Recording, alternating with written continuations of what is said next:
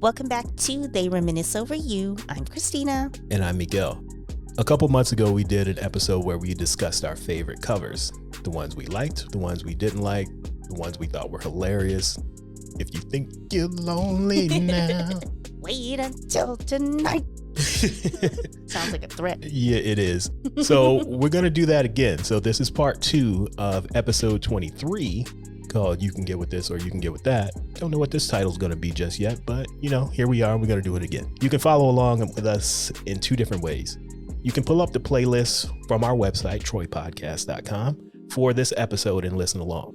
We'll have a link to this in the show notes, so you can just click through from there. Or if you have a premium Spotify account, you can listen to it on the Spotify mobile app at the Music and Talk edition of They Reminisce Over You.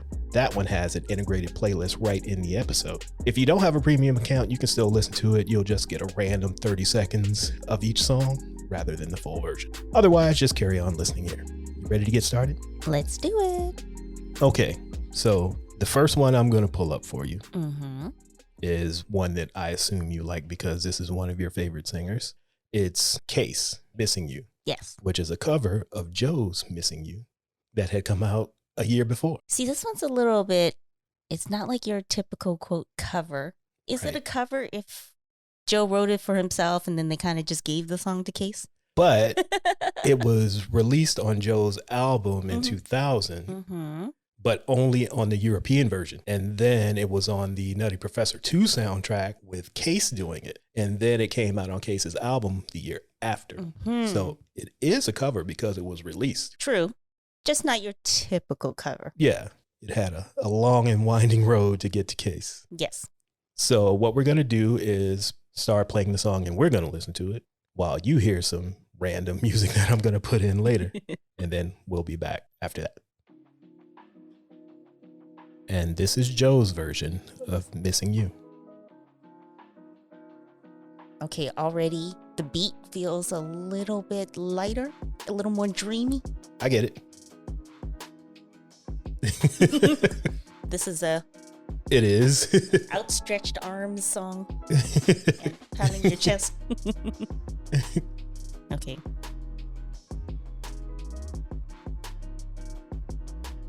So that was Joe's version of Missing You. Do you have any thoughts? Well, I didn't even know about the Joe version until pretty recently, maybe a couple years ago. I think I may have just stumbled upon an article or a YouTube comment or something. So I was so used to hearing the Case version already that hearing the Joe version, you can't help but automatically compare it. Of course. So I think if I had heard the Joe version first, I would have enjoyed it. But just comparing it to the Case version, it doesn't sound as strong. Right. Because he sings it a lot more delicately. It's a little softer. Yeah, he enunciates a little bit better. He sings it a little more softly and delicately, but it still sounds good. Right. But just knowing what the Case version sounds like, I was like, it's a good thing they gave it to Case. I'm not mad at it. Yeah. I didn't know that it existed either till a couple years ago. And same thing. I don't remember how I found out, but I instantly made the connection when I thought about it because I didn't know that Joe wrote the song for Case anyway. Right. But as soon as I found that out, it was like, oh, this makes sense because I can hear Joe in the song, even though it's Case. So with that said, let's listen to Case's version. Okay.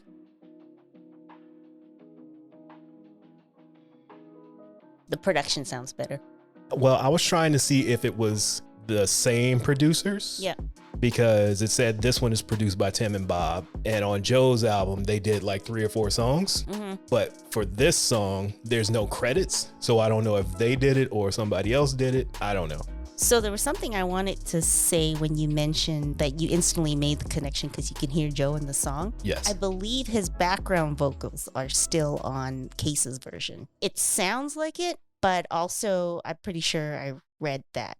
Maybe I should have told you this before we listened to it, but I was specifically trying to hear the background vocals. Right. Because you know how Case's voice is a little raspier. Right. So if you listen to the background vocals, well, we can run it back if you want. We can. But you can kind of hear Joe's more delicate sounding voice. Well, I noticed his in the lead, but I wasn't listening to his background vocals. Yeah, if it isn't Joe, then somebody else other than Case must be doing the background because it's not as raspy as Case usually sounds. Do you want to run it back? Let's Okay. do it. I'm going to look it up. Okay. Yeah, those Right? sound like the same vocals. Or at least not Case. Yeah. It's definitely not Case. Mm-hmm. And it sounds a lot like Joe's vocals. Mm-hmm. So I'm going to say that it is him. I can't seem to find the article that I was reading, but don't quote me on it, but I'm pretty sure they left his background vocals on Yeah, it. it sounds like it and just been enhanced a little bit Right. more than his version, but I'll go with it. Yeah. So Case's version, the production just sounds a bit richer in general. And I prefer the Case version because I like his voice is just more raspy and it's more like the male R&B voice that I like. What'd you say the last episode? Problematic, Yep. babies all over town, but Probably raised that. in the church. Yep. Well, I did tell you I watched this interview with Case when he was talking about when him and Mary were dating and he was cheating on her on the road, even though his like bodyguard was her cousin or something. Like, come on, man. He's like, yeah, I know. It was stupid. That's pretty bold. It is pretty bold. So we know he was at least problematic at one point in his life. Yes. All right, so we've listened to them both, Mhm. and I think I know what your answer is. Yeah. But which one is your favorite of the two? Case. Same here. I'm Mhm. going with Case as well. Yeah, I generally just prefer Case over Joe anyways, but they do have faded pictures together, which They I do. really love. So it's not like I hate Joe, but it's just Case is a little bit better. Well, when I was listening to the Joe version, it sounds very whispery bitch to me. A male whispery bitch. Yeah. Whereas the Case version, it's not loud and aggressive, but Mhm. it's not whispery either. Right. So it has a little more girth to it. Yeah. So I'm Do- going with Case. Have we explained this whispering bitch Yes. other than in the transcript notes? No, we mentioned it once Okay. before Because I feel because like we gave Fonte his credit for Okay. bringing it to us. so we've done an explanatory comment. Yeah. All right. And I assume people can figure it out too. I hope so because it sounds much more aggressive than it is if you don't know the context. Right.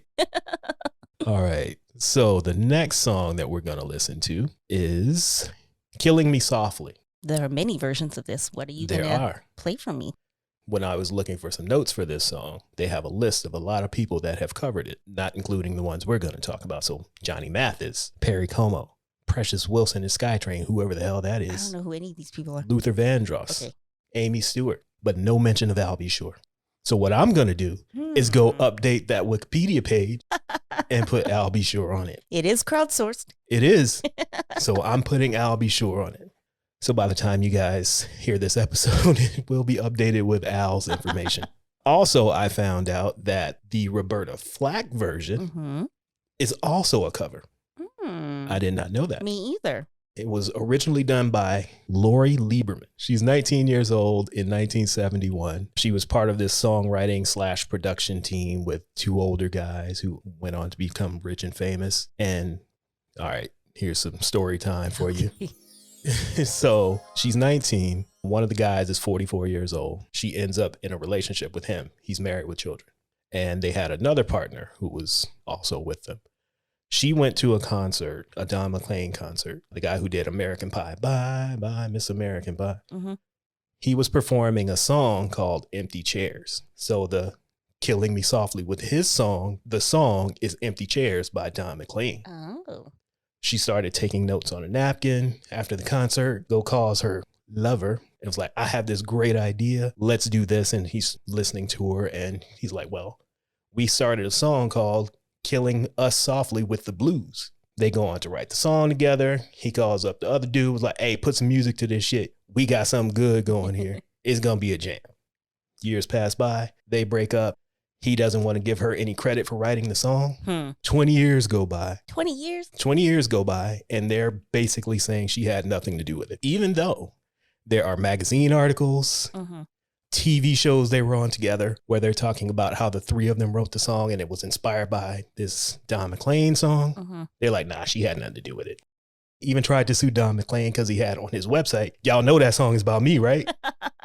So they tried to sue him What is the point of all this? and have them take it off of his website. Wow. And then he replied with a screenshot that he took of a newspaper from 1973 where they're talking about him being the inspiration of He the got song. the receipts. He did.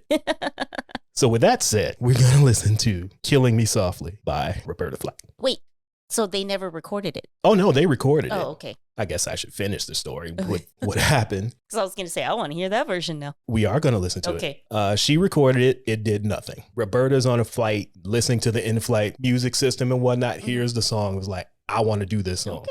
As soon as the flight lands, she gets in touch with Quincy Jones, who gets in touch with these guys. She records it, wins a Grammy. It's on Rolling Stone's top 500 songs of all time list. It's in the Grammy Hall of Fame. And this other woman's being pushed to the side. Womp womp. Yes. Happy International Women's Day. Exactly. As we're recording this. So we're going to listen to her version, Roberta Flack, The Fugees, and I'll Be Sure. Okay, that's a lot of version. It is. All right.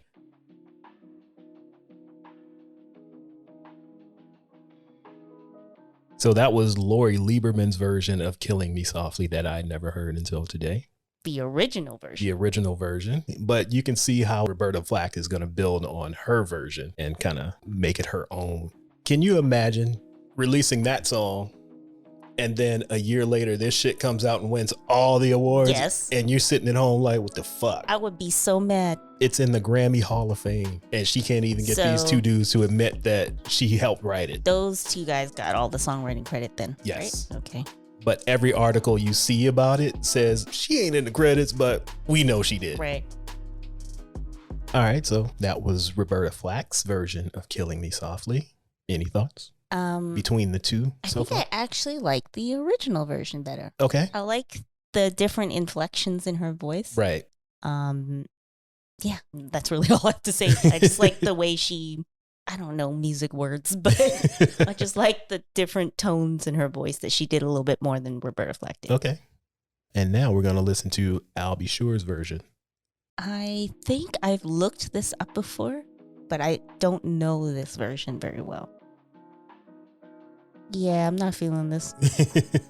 I'll stick with Night and Day. This version sounds very dated, even more so than the ones that are actually older than this. Yeah. So, yeah. Thoughts? I don't need to hear that again. Oh, come on. There's a couple I'll Be Sure songs I like, but that one can... When did it come out? 86, 87, somewhere in there. Yeah, that can stay in 86. That's harsh. I'm not going to say I like it because it's a good song. I like it for comedy because it's so bad that it's good, if that makes sense. Well, now that we're talking about I'll Be Sure, I have to mention the time I was at a Starbucks in our old neighborhood and I saw this middle-aged white man walk by with a custom-made Toronto Blue Jays jersey, but it said I'll Be Sure in the back. It sure did. And we have the photos to prove it. Just out walking with his two little girls. And I don't usually like to plaster strangers on social media, but I just got the back of him. Yeah, but I did. We don't have the kids' faces. Nope. I did have to post that on my Instagram because I'm like, this man has a custom Blue Jays jersey with I'll Be Sure written in the back. Just picture it. You don't have to picture it because we can post it. That's true. We will let you see it. All right. So the last one, obviously, is Fugees' version of Killing Me Softly. Okay.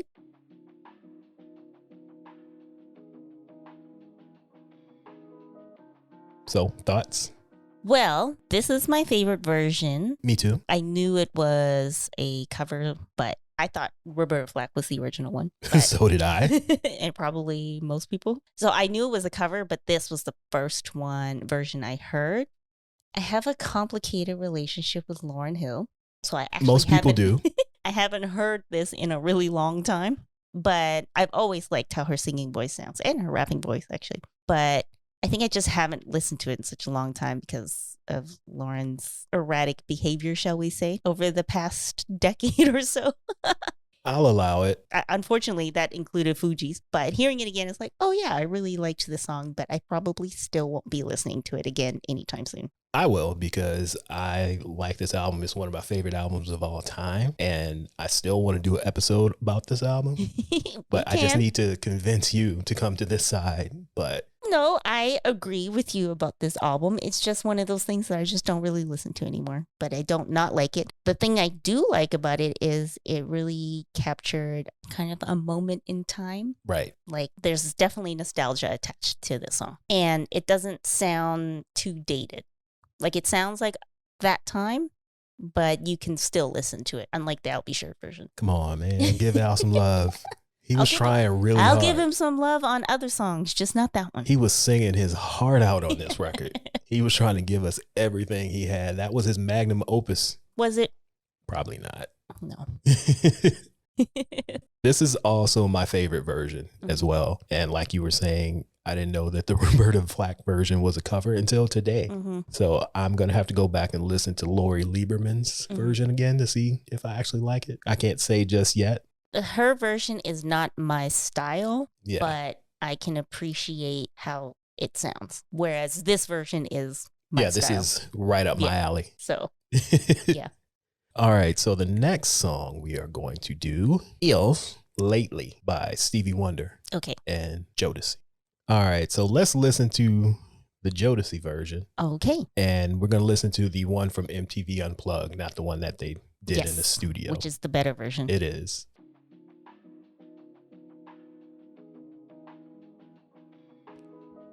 All right, that was Lately by Jodeci and Stevie Wonder, not together. Although somebody's probably done a mashup. They actually performed it with him once. I forgot to watch the video, but I remember seeing it on the Arsenio Hall show. I feel like I've seen that. So what are your thoughts? Well, you obviously know who I'm going to pick. I do. I know who you're going to pick, but... Yeah, it's not like, Stevie's version is Stevie's version. Yeah. You can't really have anything bad to say about that. But I grew up listening to Jodeci, not Stevie Wonder. So, and I think also the thing with Jodeci's version is you have the contrast between Casey and JoJo's voice. Right. That's one of the main things that I love about Jodeci is that their voices are so different, but they work so well together. Yeah. And Stevie being one person, despite doing background vocals, he can't do that. True. So obviously Jodeci, but that's more of a generational opinion. I don't know. I think so. I like the Jodeci version better, which is surprising because I typically don't like covers. You don't. But the reason I choose this one is they're just singing, whereas Stevie is just sad. Like, you feel bad for him as he's singing this shit. Like, come on, man, it's going to be all right. Whereas with them, they're just out there singing. You don't get that same attachment.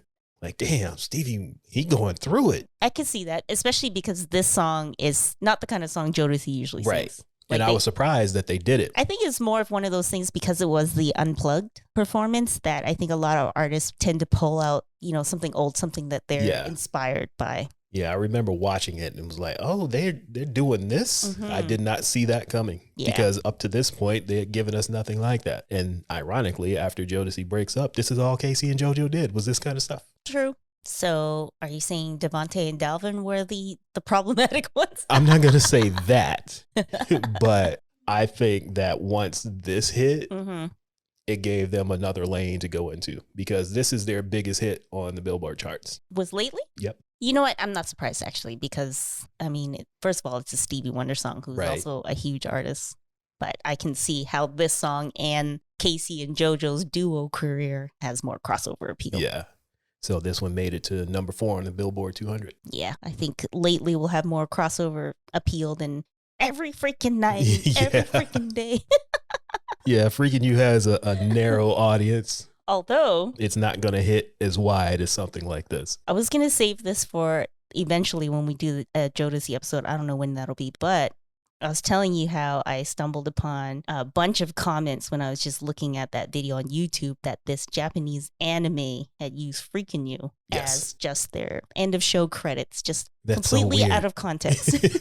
That is so funny. Yeah, so there's a new audience for at least that song now. Yeah.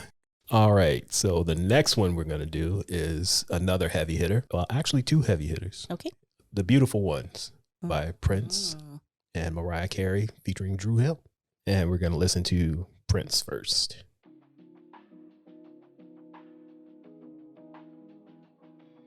All right. That was some real aggression by Prince Rogers Nelson. He started off slow and steady, but I think around the time where he's like, do you want him or do you want me is when he dialed it all the way up. You had to. He's sitting there looking at his woman sitting with Morris Day. Like, no, I need to let you know that you're fucking up. Even though he was the one that was fucking up. Details. Right. So we're going to listen to Mariah and Drew Hill now. I saw something on like a fan site where Mariah did an interview about this song, and she was just talking about how this was from her childhood and she had a crush on some kid and he didn't like her back or something. So this really means something to her. And she mentioned something about Devontae producing the track. And then it was like, editor's note, Corey Rooney says, Devontae programmed the drums, but I produced it. It's like, no, don't be giving my credit away. All right. Oh, you don't want to hear Cisco, do you want him? Do you want me? You I can fast forward to it. Yeah. You know they're serious when they start doing like a Baptist preacher. Yep. All right, so we listened to both Prince and Mariah Carey's versions. Any comments? Any thoughts? I think this will be just like lately where it's a generational choice. Okay. So I picked Mariah Carey and Drew Hill's version because that's the version I know best. And I like Prince's because he is so theatrical. That's true. But to me, his version sounds more dated. I can see that. And in the last or one of our previous episodes, I was saying how I don't like Drew Hill, even though in theory I should, but I just don't like their music. But this song is where I can appreciate Drew Hill, well, mostly Cisco's voice in a song that I like. Right. And Mariah Carey is Mariah Carey, so. I'm going with the Prince version because I don't like the fact that there are background vocals on Mariah's version. I like that though. Like adding that kind of takes away from it for me. Well, it's not necessarily that I like the background vocals. I do like that they turned it into a duet though. That I'm okay with. Because at that part where he's like, do you want him or do you want me? And then she says, I want you. Yeah. And so having that as a duet, the other person can respond. Right. But just adding the beautiful ones, beautiful, that it just doesn't work for me. Didn't bother me. I don't like it. I don't like that shit. Well, I like Mariah. I know. I'm aware. You are part of the Lamely. Am I? Yeah. I'm one of the lambs. You are. I was fluttering my fingers. You certainly were. I should have been recording you. Okay. So the next one that we are going to talk about is, where is it? Vapors by Biz Markie and covered by Snoop Doggy Dogg. We're going to listen to Biz first.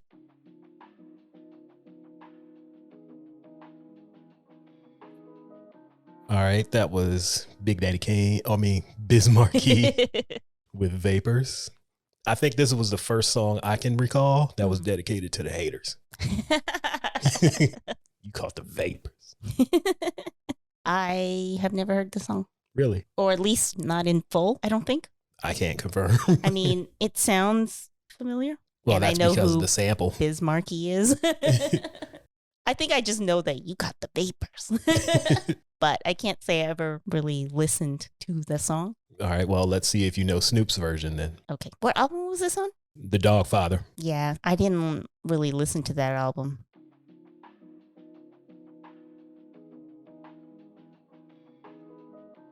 All right, that was Snoop Doggy Dogg, Vapors. I'm pretty sure I've never heard this song. Sometimes songs just sound similar because maybe I recognize a sample or it just sounds similar to other songs that I know. So it doesn't sound like, what? I've never heard this before. Right. But I'm pretty sure I haven't. So I'm not familiar with either song, but if I got to pick one, I'm going to go with Snoop. I'm going with Biz, even though I appreciate Snoop doing stuff like this because he's one of like the earlier people to like pay homage to those who came before him, and he's always putting older singers on his records, even back then when he did this album, because it was the second one. He's always showing love to other people, and people just weren't doing hip hop covers at that time and still really don't. He was like the first to start that. So I like that portion of it, but I'm still going with Biz just because I like it. Okay. All right. So this one is going to be random as shit. Okay. And when I heard the cover for the first time, I wasn't really paying attention. I think you might have been playing it. And then I could hear what he was singing. I was like, wait a minute. Is that 9 Inch Nails that he's singing? So we're going to listen to Closer by 9 Inch Nails and then the cover by Maxwell, of all people. Also on the Unplugged album. Yes. So maybe there's a pattern here. Hey, I don't know why he decided to do it, but I'm glad he did.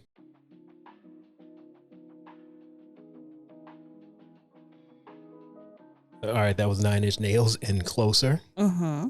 So imagine my surprise when I hear you listening to Maxwell and hearing some of the Quote words. unquote neo soul Maxwell. And I'm like, oh, okay. That's what we're doing. So we're going to get into that right now. Got to get closer. Off of the MTV Unplugged by Maxwell. I wonder how many people in the audience made the connection. I'm sure at the beginning they didn't. And then kind of like me, are like, I think I know this song. I've heard this somewhere. Gotta get closer. Oh, man. Yeah, I was not expecting that.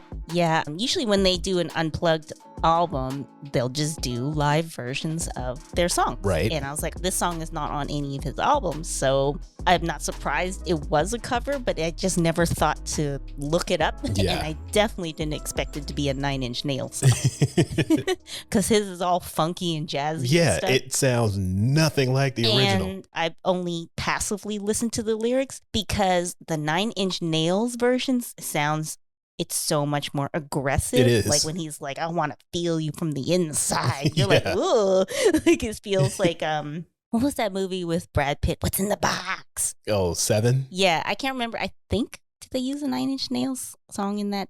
I don't remember. If they didn't, that song has that, the aura of the movie 7. Which is why it was so shocking when I started making the connection. And I'm just sitting there thinking, like, is this closer? Because the 9 Inch Nails version is a bit, feels a bit disturbing because he's like, let me desecrate you. And you're like, ooh. But then, Well, he's singing the same thing. I know, but then Maxwell's version, he's just like, let me desecrate you. And you don't really, I didn't really pay attention to the lyrics as like, did he just say what? Whereas the 9 Inch Nails version, you can't not hear that. Yeah, you lyrics. can't miss it. Yeah, so I remember hearing it and then having to listen to it again just to make sure that he was doing a 9 Inch Nails cover. And I just thought that was random as shit. So for that reason, I'm choosing Maxwell as the version that I like better because it's so out of place. And I assume that's the one you're going with too. Oh, I actually, because I never really liked that song that much. That's funny. It was just like, oh, he's doing some remake or something. Right. I guess because it was also different from the music he had been putting out on his album too. So it was just like, oh, this song's out of place or different from Ascensions or Don't Ever Wonder. Yeah.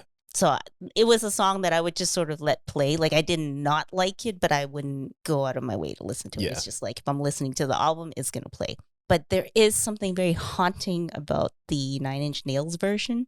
I'm not going to listen to it again either. But if I have to compare the two, I actually like that better. I assume that you've never seen the video for 9 Inch not. Nails. Is it creepy? We're going to watch it when we're done. Okay. Just so you can put a visual to what we listen to. Okay, because it is very creepy. And when we were just listening to it now, I was like, ooh. But I do like the way it sounds. Though I think Maxwell's is just too light. It's too upbeat. Yeah. He turned that into like a party jam. Yeah.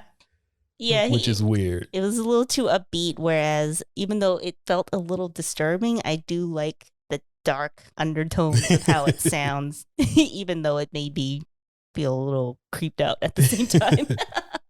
Like I said, I'm still going with Maxwell just because it was so unexpected. Yeah. All right. So next up, we're going to go with another Stevie Wonder one because I have it here on the list. Okay. As. So we're going to do Stevie's version and then the George Michael and Mary J. Blige. All right, that was Stevie Wonder's version. Okay. And now we're going to go into Mary and George. Okay. It's pretty interesting that a lot of the covers we listened to today had been turned into duets. And 2 of them were Stevie songs. So yes. Does that mean that it takes 2 people to be Stevie Wonder? Maybe. It takes 2 people to be a one Stevie? And 2 people to be one Prince. And Prince too. Maybe. I didn't even think about that. Well, I don't know if you want to pull this up now that I'm going to mention it, but TLC also covered If I Was Your Girlfriend. So you need multiple people yeah. to do Prince and Stevie, I guess. Apparently so. So which version are you going with as your selection? I actually didn't know ahead of time which version I was going to pick. It was hard to choose because obviously, Mary's my favorite singer. And I really like post Wham George Michael, but I think I like Stevie's version better because George Michael and Mary, it sounds like a cover, if that makes any sense. It does. Like you hear it and you're like, I know this is not the original. Yeah. There's something about it that sounds like, and I don't mean this in a bad way, but it sounds like a karaoke version. Like I know these two are singing somebody else's song. I wouldn't say it's a karaoke version because the way I looked at it is Stevie's version it's like very aspirational. Yeah. It's what you don't like. It's a positive, uplifting song. Actually, I was going to say I liked Stevie's better because it sounds happier. Yeah. So his sounds positive. Yeah. Whereas their version sounds like we doing it for the grown and sexy. Like this is something you're going to hear playing at a lounge, not a club. It's playing at a lounge at happy hour on a Friday. Yeah. This is the one that's going to be playing. I'm going to go back a little bit. It's not that I don't like aspirational songs. I don't like corny aspirational songs. I get it. don't like the ones who are like, we're going to make an aspirational song. I'm telling you, it's all about sounds What of would blackness. you do? Definitely don't want that one. Like that, live and learn, that kind of stuff. You sit down and try to inspire other people it's just corny to me. But Stevie is inspirational because he is Stevie. Exactly.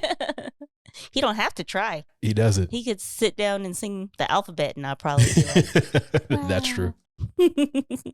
All right, so we have some more on the list, but I will let you choose. I say we do Prince and TLC just because I mentioned it.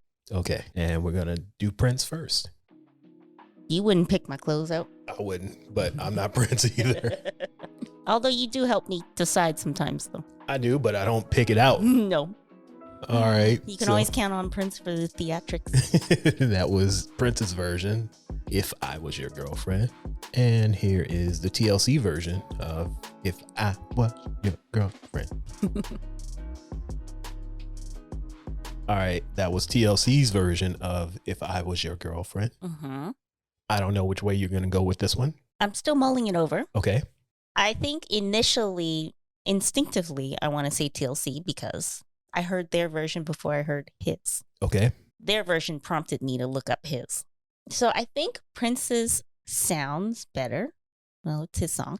Right. And I think the TLC version, I think I would have liked to hear Chili sing it, or at least both Chili and T-Boz. Okay. Prince's vocal range is he can go high, he can go lower. Right.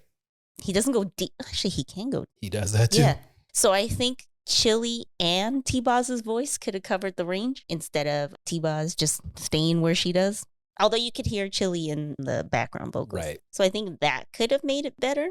So it's hard to say because overall, I think Prince's sounds better, but I would probably listen to TLC's version more often because it's just more of the type of music I listen to. Right. I get it. Yeah. But what we're going to do as a homework assignment is we're going to listen to Sign of the Times from beginning to end. Haven't we done that? We have, and we're going to do it again because it's one of the greatest albums of any genre that has ever been made.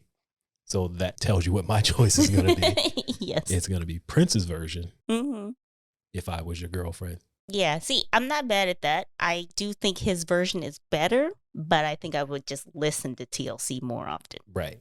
If that makes any sense. It does. All right. So on that note, we're going to wrap everything up here. Thank you again for listening to They Reminisce Over You. We do this every 2 weeks. So if you haven't listened to us before, welcome. If you've listened to us before, welcome back.